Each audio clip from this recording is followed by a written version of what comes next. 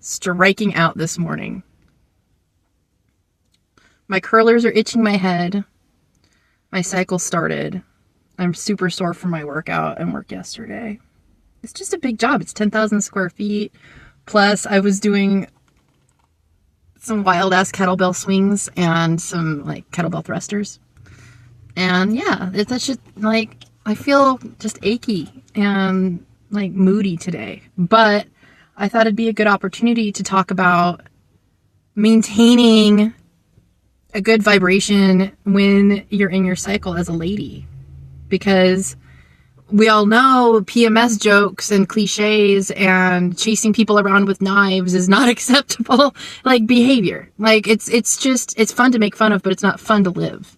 Furthermore, I drove all the way up to the store where they sell the cheapest feminine hygiene products, and there's no sign on the door as to why, but they're supposed to be open, but they're closed. People watched for almost 20 minutes, watching people come to the door and leave. So it doesn't really matter what I decided I needed today, what my needs are. I'm running into blockages. So what do I do when I'm sensitive and feeling all these feelings and keep running into blockages like this? Like is it annoying? Ooh, baby. Yes, it is. Right. So there's a lot of reasons why being a woman gets a bad rap. A lot of us are raised by toxic mothers. I was definitely one of them. And in society, your cycles you're taught that your cycles are just inconvenient and you're not supposed to honor your energy. You're not supposed to have ups and downs. You're supposed to stuff down the pain and ignore them. But when you're going through your somatic healing process and starting to embrace your femininity, you learn that you can't embrace who you are inside that and push it away at the same time.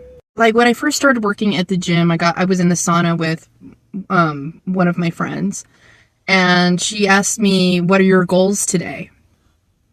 And I sighed and I said, "To be as feminine as possible for as long as possible." And her response was, "Ew."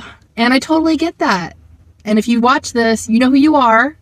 I love you. I miss seeing you around, but it's nice to run into you when I do. But I understand why the ew came out, because it's like saying, I want to be, in society, it's like saying, I want to be as weak as possible. I want to be as sensitive as possible.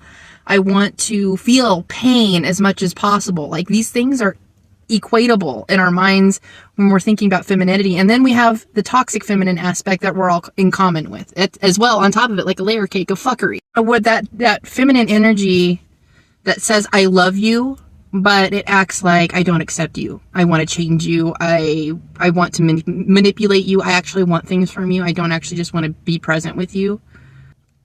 That's the kind of fuckery, the layer cake that we're unpacking here. When I say I want to be as feminine as possible, that is oftentimes the hair trigger, the pain, the rawness that we have as people in association with that word. It's helplessness, needing somebody to be stronger than us and protect us, and not being able to do it ourselves. All these things that people think about are tied into the feminine thing. And it made me want to double down on it. And so I took it from my goals for one day, and now it's been over a year. Basically, it's in a very distorted state of understanding as we are in a society, in our psyches, just in general right now. So, it's really easy to get caught up in using it as an excuse when you have PMDD, endometriosis, PCOS, to have these mood swings and get out of control and not try to work on that. And sometimes you do get caught up in the emotions, but if you've worked on it long enough, you can have these emotions without getting out of control. You can say, listen, I'm feeling sensitive. I'm sensitive today. I'm feeling XYZ. And you can talk about your feelings instead of acting them out. And I in my past, I've been geared towards passive aggression, and I fucking hate that about myself. And I really try to avoid that these days. So what do I do is what I do. What do I do? What I do is I predetermine how I'm going to react before I have my triggers pop up. I pre-plan my needs during my period, and they do fluctuate, but I try to make sure that my minerals are correct, that I'm taking my supplements beforehand all throughout the month regularly so that I have the support I need when the time comes. I will steam my yoni, like with my friend Natasha. She has a beautiful sauna, yoni steaming sauna, and using that regularly really does help the cycle. I don't do it nearly as much as I should. I would probably have a lot better results if I had my own, you know what I'm saying, and convenient in my own house. Basically, I made a predetermination 8 years ago to start making decisions like somebody who loves themselves would make. And I stick to that and double down on when I'm in my weakest, darkest, most schedulable moments as a woman. There's a baby crying next to me. It's the same feeling. Frustration and just like, because you can't avoid it. It's coming on like a freight train every month and you can't avoid it. I'll never get back on birth control. Ever. That fucked me up bad. So that's not even an option. Like, I used to skip my periods, but it got to a point where it was making me bleed for, like, seriously, 3 months at a time or more. And I just couldn't live that way.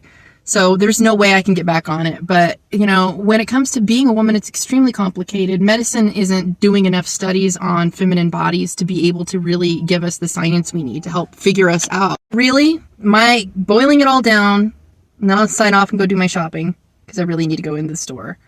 You make a decision before these things come up. It's mental. It's spiritual. You do your groundwork beforehand. You know, you pre-plan, you intellectualize it before it becomes emotional. You get ahead of it before it's rolling down the hill. It's like the snowball. You know, you stop it when it's small at the top of the hill. You don't have to stop a big giant snowball at the bottom of the hill. And women work very much the same way. And we're the only ones that can determine the trajectory and the direction of this snowball. We have to help everybody else out around us to communicate our needs and be able to be self-aware enough to not be passive aggressive when we're really tempted to.